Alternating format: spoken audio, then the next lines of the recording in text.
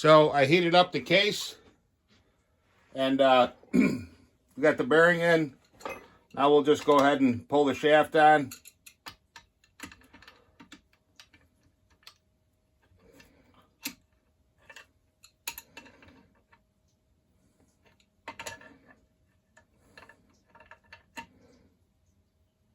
All right, she's tight.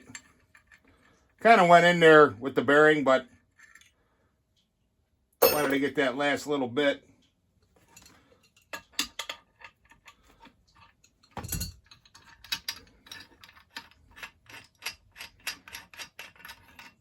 Basically, what you got here is this piece will thread right onto this end here. Okay. And then you got a nut, and you just put your piece of threaded rod to hold it, and you just slowly tighten on this, and it'll draw the crank in there.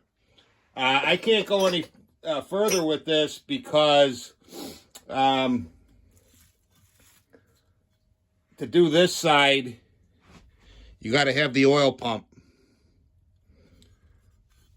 to be able to set the depth of this bearing. So there's no sense of going forward until I tear apart another part saw, grab the oil pump, then I can put the bearing on there, and then I can pull the cases together, you know, put the gasket on there and everything, and have a bottom end to work with. Alrighty. A lot of work, but it's a caca day out there. It's cold, wind, snow, so it's a good time to get going on another 064. You gotta love these old steels. Torque galore if you build them right.